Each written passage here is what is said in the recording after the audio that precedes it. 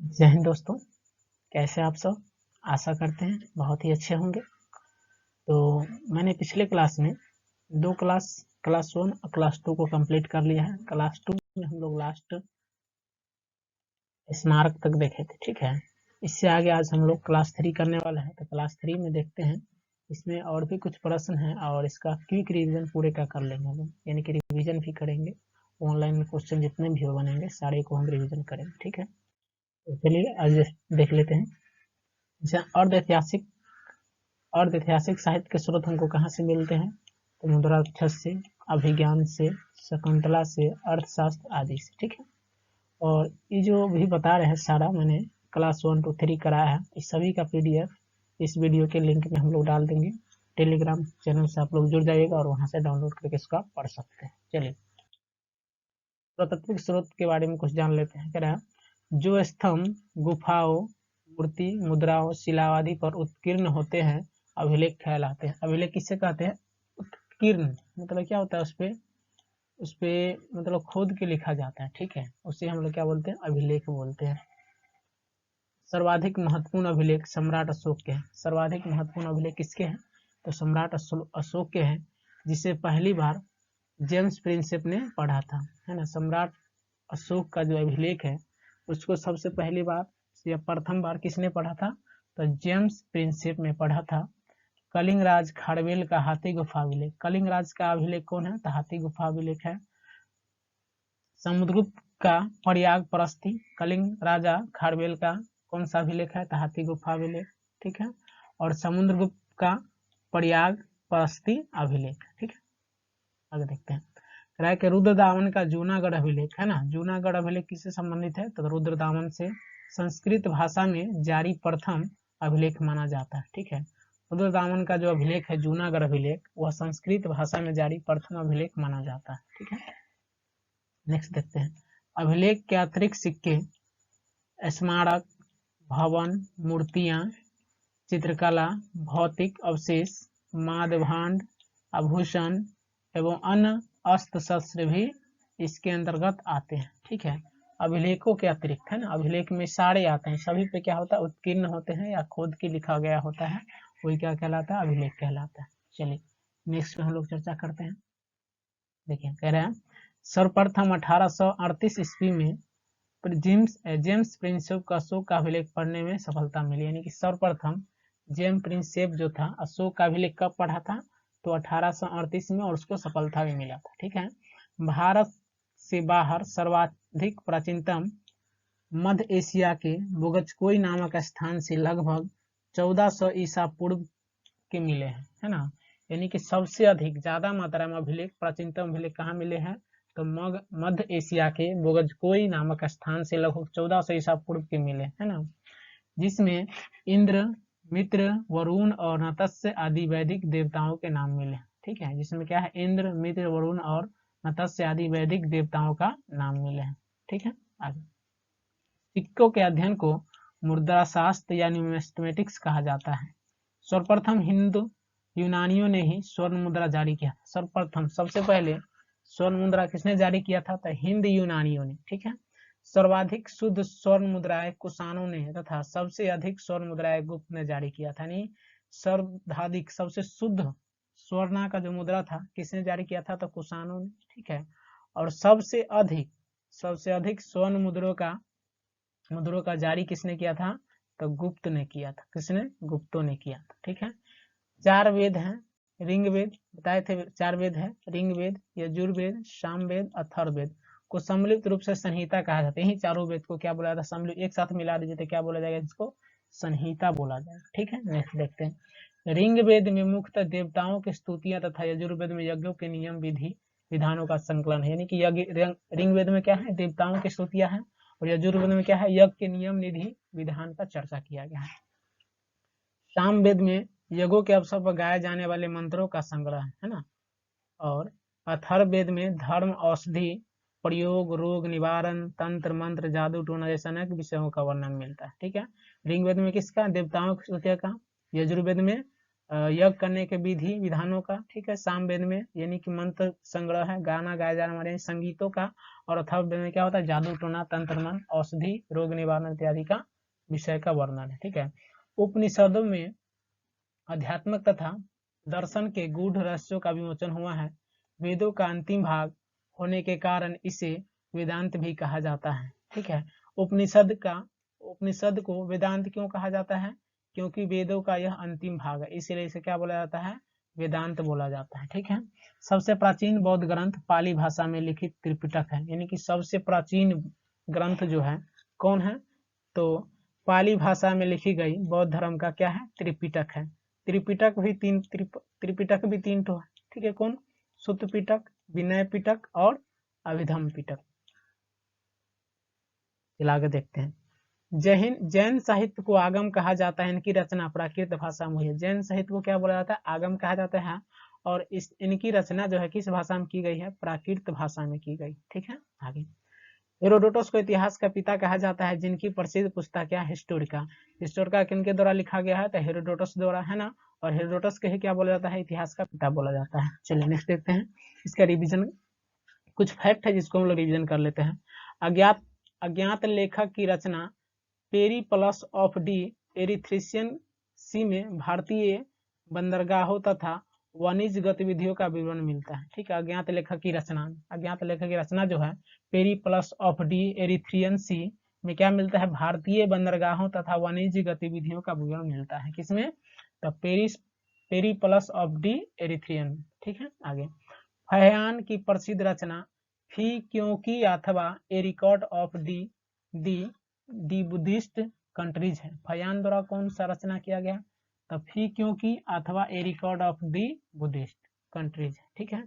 हेनसोंग के यात्रा वृत्तांत सियुकी, हेनसोंग का यात्रा वृत्तांत कौन है, सियुकी, तथा एस्से ओ वेस्टर्न वर्ल्ड, है ना। हेनसोंग द्वारा लिखा गया है यात्रा वृत्तांत सियुकी, और दूसरा क्या है, एस्से ओ वेस्टर्न वर्ल्ड, ठीक है। अलबरूनी की रचना है, अलबरूनी क्या क्या लिखे हैं, तहकीक हिंद में गुप्तोत्तरकालीन समाज का पूर्ण विधतापूर्ण विवरण मिलता है, ठीक है। यानी कि अलबरूनी द्वारा रचना की गई तहकीक हिंद में क्या मिलता है, गुप्तोत्तरकालीन का समाज के बारे में विवरण मिलता है, ठीक है। नेक्स्ट देखते हैं। अब ऐतिहासिक दृष्टि पर आधारित पहला भारतीय ग्रंथ कौन सा है, इतिहास की दृष्टि से, है ना, पहला भारतीय ग्रंथ कौन सा है, तो कलहनकृत राजतरंगिणी, है ना। यानी कि कलहन द्वारा लिखा गया कौन है, राजतरंगिणी। ऐतिहासिक दृष्टि पर आधारित भारत का पहला ग्रंथ है कौन, राजतरंगिणी, जो कलहन द्वारा क्या है रचना किया गया। नेक्स्ट, भारतीय समाज मुख्य रूप से कितने भागों में विभाजित है ना, उस समय भारतीय समाज मुख्य रूप से 4 भागों में विभाजित था। पहला ब्राह्मण, क्षत्रिय, वैश्य और शूद्र, ठीक है। दूसरा क्वेश्चन हम लोग देखते हैं नेक्स्ट। स्रोतों के रूप में धार्मिक साहित्य को कितने उपवर्गों में विभाजित किया गया है ना, तो स्रोतों के रूप में धार्मिक साहित्य को 3 भागों में विभाजित किया गया था। हिंदू धर्म से संबंधित साहित्य, बौद्ध धर्म से संबंधित साहित्य और जैन धर्म से संबंधित साहित्य, ठीक है। नेक्स्ट देखते हैं हम लोग। सबसे प्राचीन वेद कौन सा है, तो सबसे प्राचीन वेद कौन है, तो ऋग्वेद सबसे प्राचीन वेद है। नेक्स्ट, पुराणों की संख्या कितनी है, तो पुराणों की संख्या कितनी है, 18 है। नेक्स्ट, ऋग्वेद के पश्चात किन किन ग्रंथों की रचना हुई, है ना, तो ऋग्वेद के बाद, है ना, ऋग्वेद के बाद सामवेद की रचना हुई, ठीक है। इसके बाद यजुर्वेद की, उसके बाद अथर्ववेद की, और इसके बाद ब्राह्मण वेद की, उसके बाद आरण्यक की, और सबसे अंत में किसका हो गया, उपनिषद का रचना किया गया, ठीक है। तो इस तरह से इसका आरोही क्रम है, यानी कि पहले, उसके बाद ये, उसके बाद ये, उसके बाद, और इधर से उपनिषद, आरण्यक, ब्राह्मण, अर्थवेद, यजुर्वेद, सामवेद, अथर्ववेद, ऋग्वेद, यानी कि आरोही क्रम अवरोही क्रम दोनों इससे हम बना सकते हैं, ठीक है। चलिए नेक्स्ट, पुराणों से कौन से प्राचीन भारतीय राजवंश के संबंध में महत्वपूर्ण जानकारी मिलती है, तो पुराणों से हमको कौन से भारतीय राजवंश की जानकारी मिलती है, तो शिशु वंश का, नंद वंश हो गया, मौर्य वंश हो गया, शुंग वंश हो गया, कौन वंश हो गया, सतवाहन वंश हो गया, व गुप्त काल आदि की हमको जानकारी किससे मिलती है, पुराणों से मिलती है, ठीक है। नेक्स्ट देखते हैं, पुराणों से कौन से विदेशियों के संबंध में महत्वपूर्ण जानकारी मिलती है ना, तो पुराणों से शक, यवन और हून आदि विदेशों की जानकारी हमको मिलती है और उसके बारे में इसमें जानकारी है। ठीक है, नेक्स्ट। बौद्धों के प्राचीन धार्मिक ग्रंथ पिटक कौन कौन से? तो बौद्धों के प्राचीन धार्मिक ग्रंथ पिटक बोले थे 3 ठो था। कौन कौन? सुत्त पिटक, विनय पिटक, अभिधम पिटक। ठीक है, चलिए नेक्स्ट करते हैं। पिटकों की रचना कहाँ व किस भाषा में हुई है? पिटकों की रचना कहाँ और किस भाषा में की गई थी? तो पिटकों की रचना श्रीलंका में हुई थी, है ना, और यह जो था पाली भाषा में लिखा गया था। ठीक है, नेक्स्ट। दक्षिणी बौद्ध मत के ग्रंथ कौन कौन से? यानी कि दक्षिणी बौद्ध मत के ग्रंथ कौन कौन से हैं? तो महावंश और दीपवंश, है ना। दक्षिणी बौद्ध मत के ग्रंथ कौन से हैं? तो महावंश और दीपवंश। ठीक है, बुद्ध चरित्र की रचना किस रचनाकार द्वारा किसके शासन काल में हुई, है ना? तो बुद्ध चरित्र की रचना कनिष्क के शासन काल में हुई थी, है ना, और अश्वघोष द्वारा किया गया था। ठीक है, चलिए नेक्स्ट देखते हैं। जैन धर्म सूत्र ग्रंथ कौन कौन से, है ना? यानी कि जैन धर्म के सूत्र, है ना, सूत्र ग्रंथ कौन कौन से हैं? तो कल्प सूत्र है, दूसरा भगवती सूत्र है, और तीसरा कौन है? अचरांग सूत्र है। ठीक है, इसको याद कर लीजिएगा। और पिटक कितने हैं? 3 पिटक है ना। सुत्त पिटक, विनय पिटक, अभिधम पिटक। और सूत्र कितने हैं? कल्प सूत्र, भगवती सूत्र और अचरांग सूत्र। ठीक है, चलिए नेक्स्ट देखते हैं। ऐतिहासिक महत्व के प्रथम ग्रंथ की रचना कौन सी है? तो ऐतिहासिक महत्व के प्रथम ग्रंथ की रचना हर्षचरित है। क्या है? हर्षचरित रचना। ठीक है, चलिए नेक्स्ट।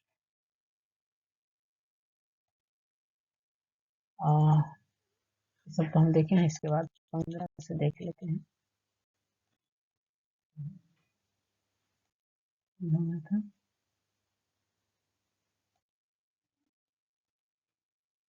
15 तो यहाँ तक देखिए, यहाँ दोबारा हो गया था टाइपिंग। चलिए ठीक, यहाँ से आगे देखते हैं 16 से, है ना। प्राचीन भारत के संबंध में महत्वपूर्ण जानकारी देने वाला ग्रंथ कौन सा है? तो प्राचीन भारत के संबंध में महत्वपूर्ण जानकारी देने वाला चंद्रबरदाई द्वारा रचित पृथ्वीराज रासो है। ठीक है, पृथ्वीराज रासो जो चंद्रबरदाई द्वारा रचित है ना, इसी से हमको क्या मिलती है? प्राचीन भारत के संबंध में महत्वपूर्ण जानकारी हमको इसी से मिलती है। किससे? पृथ्वीराज रासो से। ठीक है, नेक्स्ट। ऐतिहासिक ग्रंथों में महत्वपूर्ण राजतरंगिणी की रचना किसने की है? ठीक है, तो राजतरंगिणी की रचना किसने की है? तो आपको बताए थे 12वीं शताब्दी में कश्मीर के प्रसिद्ध विद्वान कलहन ने राजतरंगिणी की रचना की। ठीक है, ऐसे पूछ देगा राजतरंगिणी के रचनाकार कौन है? तो सीधे लिख देना है क्या? कलहन। ठीक है, जो 12वीं शताब्दी में कश्मीर के प्रसिद्ध विद्वान कलहन कहाँ के थे? कश्मीर के थे। ठीक है, नेक्स्ट देखते हैं। सौराष्ट्र क्षेत्र यानी कि गुजरात में रचित महत्वपूर्ण ऐतिहासिक ग्रंथ कौन कौन से? यानी कि गुजरात में जो लिखा गया था महत्वपूर्ण ग्रंथ कौन कौन से हैं? ठीक है, तो रसमला, कीर्ति कौमुदी, प्रबंध चिंतामणि, मेरुतुंगु इसको बोलते हैं, प्रबंध कोश, राजशेखर आदि सभी क्या है? सौराष्ट्र क्षेत्र के महत्वपूर्ण ऐतिहासिक ग्रंथ है। ठीक है, चलिए नेक्स्ट देखते हैं। संस्कृत के प्रथम नाटककार भास की रचनाओं स्वप्नवासवदत्ता व प्रतिज्ञा योग ध्यान से किसकी जानकारी मिलती है? ठीक है, तो इन दोनों रचनाओं से हमको वत्सराज उदयन एवं उनकी समकालीन परिस्थितियों की जानकारी हमको मिलती है। ठीक है, नेक्स्ट। मौर्य काल की आरंभ अवस्था के संबंध में कौन कौन सी जानकारी हमको मिलती है? ठीक है, प्रदान करती है।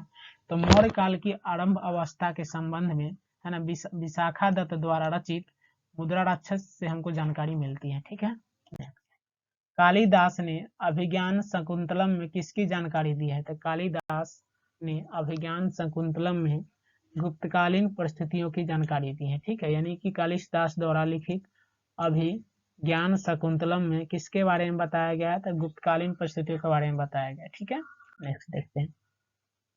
मौर्य के उत्तराधिकारी श्रृंगों के बारे में कौन सा जानकारी देता है? ठीक है, कौन सा नाटक जानकारी हमको देता है? किसके? मौर्य के उत्तराधिकारी श्रृंगों के बारे में।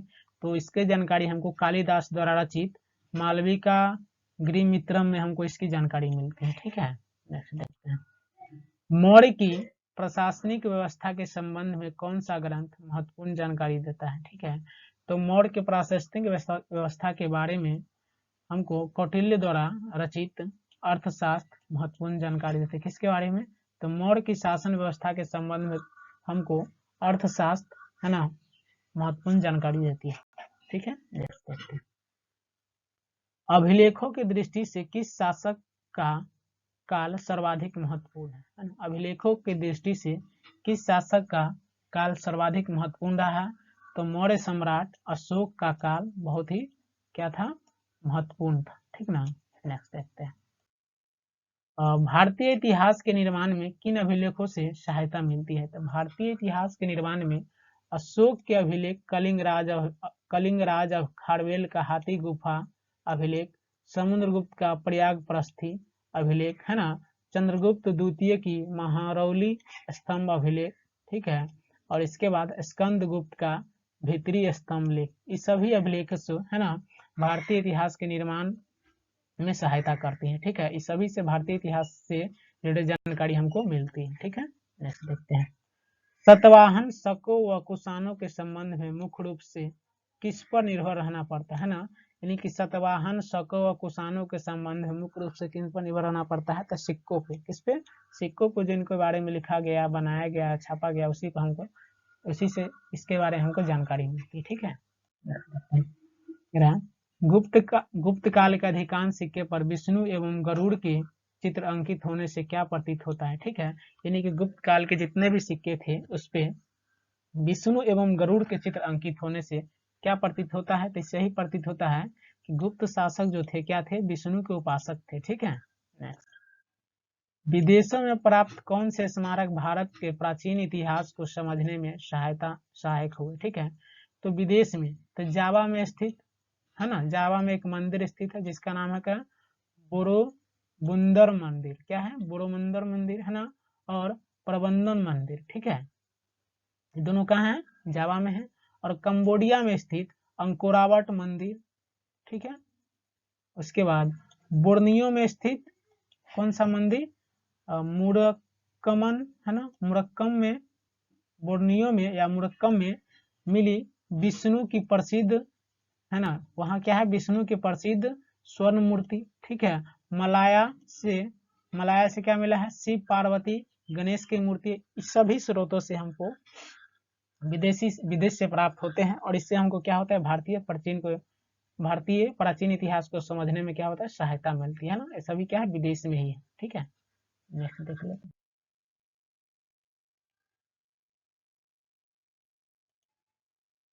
प्राचीन भारत के इतिहास को सुव्यवस्थित रूप प्रदान करने में किन किन विदेशी विवरणों का महत्वपूर्ण योगदान रहा है? ठीक है, तो विदेशी विवरण जो है, पहला यूनानी, चीनी और तिब्बती, तीनों विवरण से हमको प्राचीन भारतीय इतिहास को सुव्यवस्थित करने में योगदान मिलता है। ठीक है, कौन से यूनानी विवरण भारतीय इतिहास के संदर्भ में विशेष तौर पर महत्वपूर्ण है ना?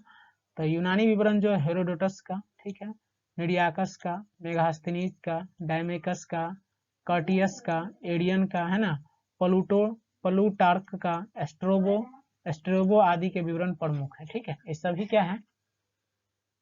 विशेष तौर पर कहाँ के? यूनानी है। ठीक है, और उन्हीं के द्वारा दिए गए जानकारी, है ना, के संदर्भ में विशेष महत्वपूर्ण रखता है। ठीक है, नेक्स्ट। मेगास्थनीज की किस रचना से चंद्रगुप्त मौर्य के राज्य के बारे में जानकारी मिलती है ना?